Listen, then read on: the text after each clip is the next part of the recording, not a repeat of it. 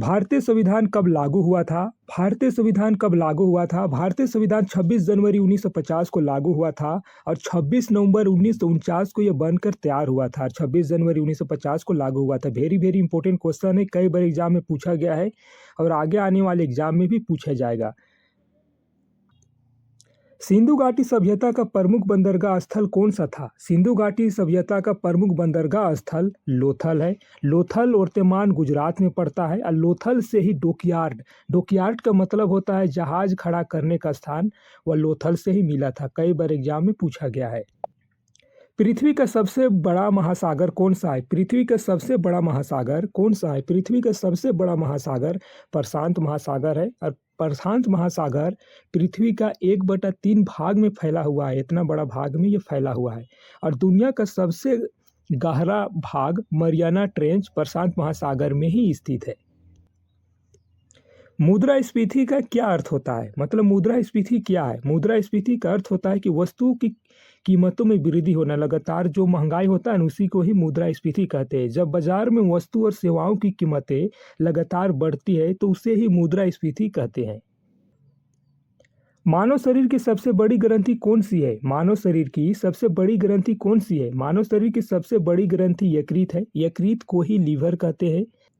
यकृत शरीर की सबसे बड़ी ग्रंथि है। भारत का राष्ट्रीय गीत कौन सा है? भारत का राष्ट्रीय गीत कौन सा है? भारत का राष्ट्रीय गीत वंदे मातरम है। वंदे मातरम को बंकिम चंद्र चट्टोपाध्याय जी ने लिखे थे। ये क्वेश्चन को भी कई बार पूछा गया है कि वंदे मातरम को किसने लिखा? वंदे मातरम को बंकिम चंद्र चट्टोपाध्याय जी ने लिखे थे। उनके उपन्यास आनंद मठ से इसको लिया गया है, वंदे मातरम को। पानीपत का प्रथम युद्ध कब हुआ था? पानीपत का प्रथम युद्ध कब हुआ था? पानीपत का प्रथम युद्ध 1526 में हुआ था।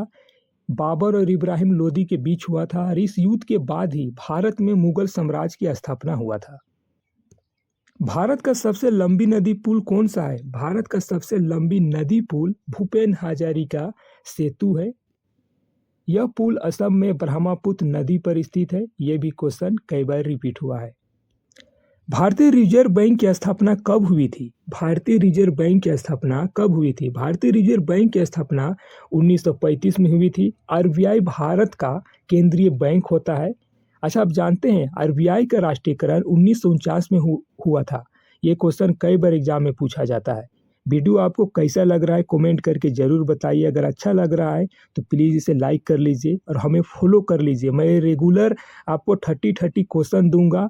प्रैक्टिस से ही आपको क्वेश्चन याद होगा और प्रैक्टिस से ही आपका सिलेक्शन होगा। मैं बेवजह कोई क्वेश्चन नहीं डालता हूँ। मैं वही क्वेश्चन लेकर आता हूँ जो बार बार एग्जाम में पूछे जाते हैं और सभी प्रीवियस ईयर्स के होते हैं।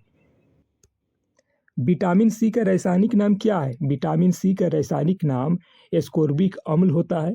विटामिन सी शरीर की रोग प्रतिरोधक क्षमता बढ़ाता है। विटामिन सी की कमी से कौन सा रोग होता है? ये क्वेश्चन पूछा जाता है तो सोरवी रोग होता है। भारत का राष्ट्रीय पशु कौन सा है? भारत का राष्ट्रीय पशु कौन सा है? भारत का राष्ट्रीय पशु बाघ है। यहाँ से क्वेश्चन और आता है कि प्रोजेक्ट टाइगर शुरू कब किया गया था? तो प्रोजेक्ट टाइगर को 1973 में शुरू किया गया था। रॉयल बंगाल टाइगर भारत का राष्ट्रीय पशु है और प्रोजेक्ट टाइगर 1973 में शुरू किया गया था। इंकलाब जिंदाबाद का नारा किसने दिया था? इंकलाब जिंदाबाद का नारा भगत सिंह ने दिया था। यह नारा एक क्रांतिकारी का प्रतीक बना था। भारत की सबसे ऊंची पर्वत चोटी कौन सी है? भारत की सबसे ऊंची पर्वत चोटी कंचनजंगा है। कंचनजंगा भारत की सबसे ऊंची चोटी है। यह हिमालय पर्वत श्रृंखला में स्थित है। हरित क्रांति का संबंध किसे है? हरित क्रांति का संबंध कृषि उत्पादन से है। भारत में हरित क्रांति का मुख्य उद्देश्य खाद्य उत्पादन को बढ़ाना था। एम.एस. स्वामीनाथन को हरित क्रांति का जनक कहा जाता है। यह क्वेश्चन कई बार पूछा गया है। जो एग्जाम दिए हैं और जो एग्जाम देते आते हैं उन्हें पता होगा। डायरेक्ट क्वेश्चन पूछा जाता है कि हरित क्रांति के जनक कौन थे? हरित क्रांति के जनक एम.एस. स्वामीनाथन हरित क्रांति के जनक है। रक्त का लाल रंग किसके कारण होता है? रक्त का लाल रंग हीमोग्लोबिन के कारण होता है। हीमोग्लोबिन में आयरन पाया जाता है जो रक्त को लाल रंग देता है। शरीर में ऑक्सीजन को पहुंचाने का काम हीमोग्लोबिन करता है। बस इसका यही काम है।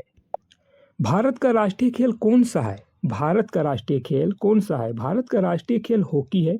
हॉकी हॉकी का जादूगर किसे कहा जाता है? हॉकी का जादूगर मेजर ध्यानचंद को हॉकी का जादूगर कहा जाता है। गद्दर पार्टी का स्थापना कहाँ हुई थी? गद्दर पार्टी का स्थापना आप जानते हैं 1913 में हुआ था। गद्दर पार्टी फ्रांस में हुआ था। सैन फ्रांसिस्को में गद्दर पार्टी का स्थापना 1913 में हुई थी। इसका उद्देश्य था कि भारत को अंग्रेजों से मुक्त कराना। गद्दर पार्टी को इसलिए स्थापना किया गया था क्योंकि इसका उद्देश्य था कि भारत को अंग्रेजों से आज़ाद कराना। सूर्य के सबसे निकट ग्रह कौन सा है? सूर्य के सबसे निकट ग्रह कौन सा है? सूर्य के सबसे निकट ग्रह बुध ग्रह है। बुध ग्रह सौरमंडल का सबसे छोटा ग्रह भी है। अब बुध ग्रह इसका कोई उपग्रह नहीं है। कई बार एग्जाम में पूछा जाता है कि ऐसा कौन सा ग्रह है जिसका कोई उपग्रह नहीं है, तो बुध ग्रह का कोई उपग्रह नहीं है। भारत में योजना आयोग का गठन कब हुआ था? भारत में योजना आयोग का गठन कब हुआ था? भारत में योजना आयोग का गठन 1950 में हुआ था।